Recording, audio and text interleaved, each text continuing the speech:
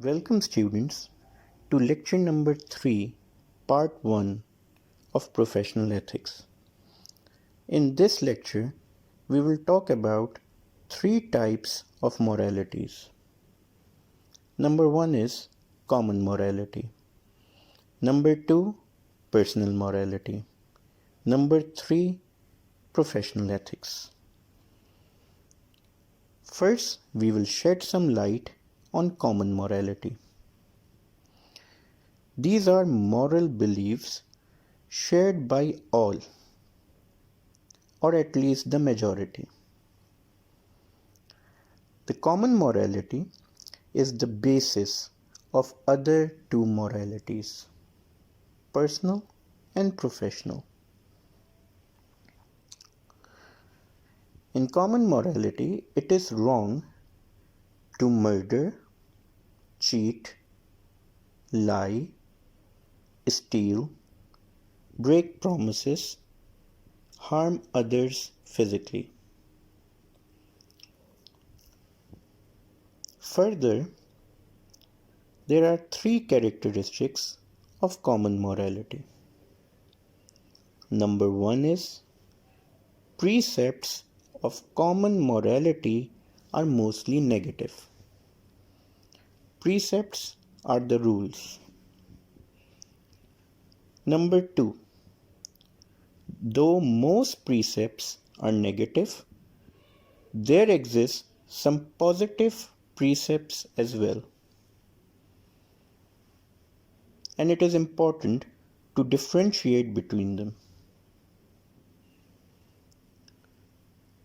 The third characteristic of common morality is to differentiate between intention and action. So let us explore each of these points a bit further. The first characteristic was precepts of common morality are mostly negative. And this is done to prevent harm to the society or people. Common morality is based on a lot of religious ideologies as well. For example, the 10 commandments that were given to Prophet Moses were mostly preventive. You shall not murder. You shall not steal. You shall not commit adultery, and so on. Similarly, in Buddhism, the 5 precepts mostly refrain an individual, like number 1, refrain from harming any living being. Number 2, refrain from using intoxicants. We will go a bit further, and in Christianity, Prophet Jesus, peace be upon him, said, I did not come to destroy, but to fulfill. And he was referring to the 10 commandments. In Islam, in Surah Al-Ma'idah, whosoever killed a person, it shall be as if he had killed all mankind. So most of the common moralities in our society are thanks to all these religions, and they're pointing in the same direction. But they're all preventive. To put an end to all the unethical behaviors in the society. Now, precept number 2, that most precepts are negative, but there exist some positive precepts as well. So if you are following all the rules and regulations, the positive rules are to reward you or give you benefit for following rules and regulations. The third characteristic talks about intention and action. We will consider 2 examples. In first example, a person is crossing a busy road and a car hits him. He dies instantaneously. In second example, a person was approached by an assailant. He fires 3 shots point blank and kills him. The 2 examples we just discussed had the same result. Both individuals ended up in the grave. But in the first example, there was no intention. The second is an example of murder. In the next part of the lecture, we will talk about personal and professional moralities. Thank you for listening. This is continuation of the previous lecture in which we talked about common moralities. This part of the lecture is on personal morality, which might be a result of our culture or ethnic background. Mostly common moralities and personal moralities are aligned to some extent, but sometimes they are not. Example could be that our culture places great moral emphasis on the family. Same is the teaching of our religion. That is applicable in our region. Others might argue that individual autonomy is also important. A statement saying, "It is my life, I should do what I want," sounds good, but this can be personal ideology or morality. And common morality might be a complete opposite of this. In Western society, the freedom to wear what you want and do what you like with no limits is seen as human rights, and women's rights especially focuses on these aspects. But in an Asian society, and in particular Muslim society, having limits portrays virtue. In the next lecture, we will talk about professional ethics. Thank you for listening. In the previous lecture, we talked about common moralities and personal moralities. In this lecture, we will focus on the characteristics of professional ethics.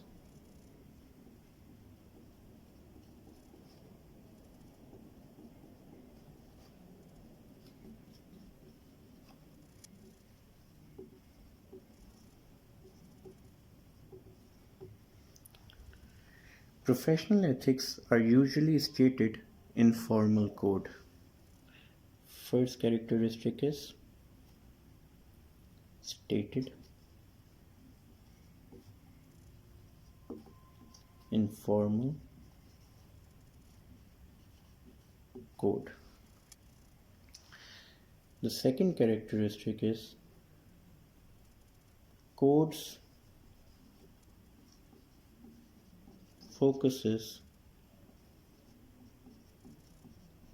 on issues important in the profession. I hope you can see it. Number 3 is professional ethics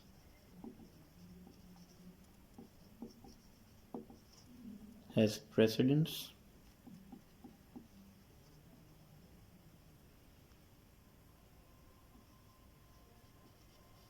over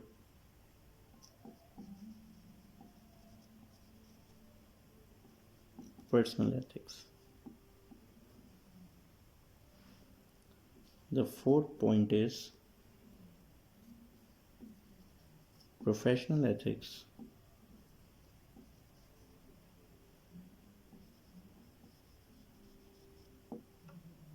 is different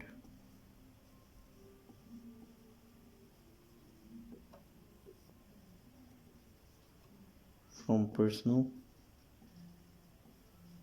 ethics.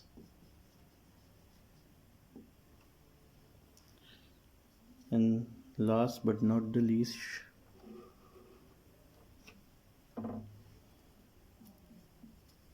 professional ethics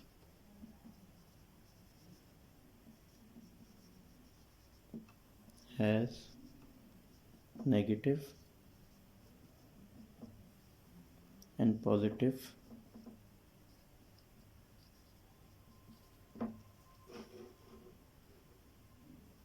dimensions.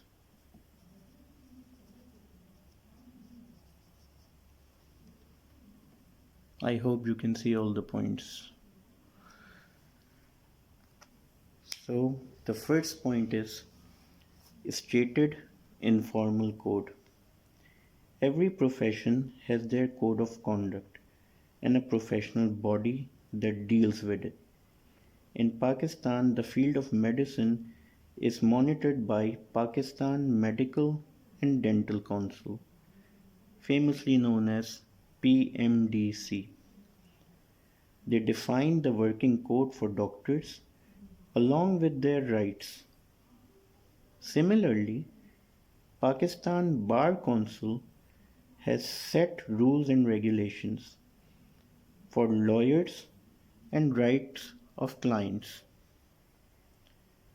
Pakistan Engineering Council and National Society for Professional Engineers NSPE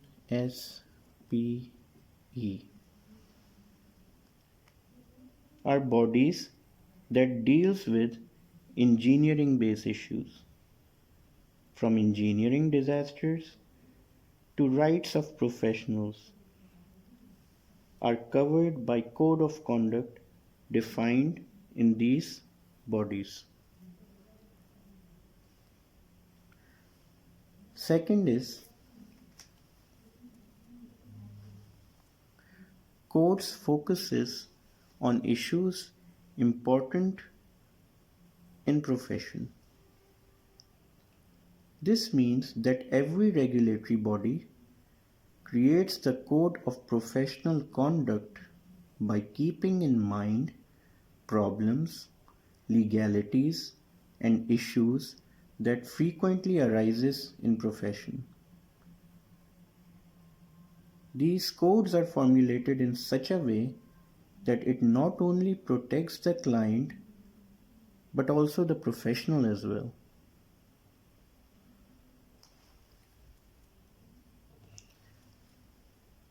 In the next lecture, we will talk about third, fourth, and fifth characteristics of professional ethics. Thank you for watching. In the previous lecture, we started the topic characteristics of professional ethics. We have already discussed the first 2 points. Number 1 was stated informal code. Number 2, course focuses on issues important in the profession. In this lecture, we'll talk about professional ethics has precedence over personal ethics. This means that there is a trust between a client and a professional. If a patient enters his doctor's room and discusses his disease, then definitely the patient expects that the doctor will keep his secret and won't disclose it.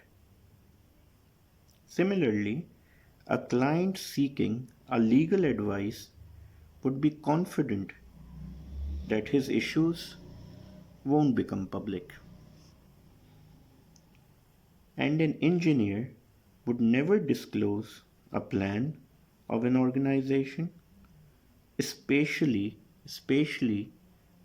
to the competitors. This trust is enforced through regulatory bodies and professional trainings, the one which you're getting at the moment.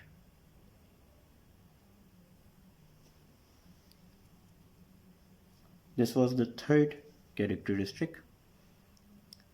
Now we will move towards the fourth point that says professional ethics is different from personal ethics. Professional ethics has higher priority when we compare it to personal ethics. Even in some critical issues, we give first priority to professionalism. Suppose you're a doctor working abroad and patient approaches you for abortion. You're personally and morally against it. But it is your professional responsibility to guide and send the patient to a consultant who can resolve their problem. Similarly, you are a lawyer and identifies that your client is involved in criminal activities and you have moral ideals that you will never help a culprit. But still, it's your responsibility. What will you do? The only thing you can do in such situations is to send him to some other attorney. As an engineer, a client can request you to approve a design which you think has structural limitations. Your responsibility is to point out these problems and approve a design only when they comply.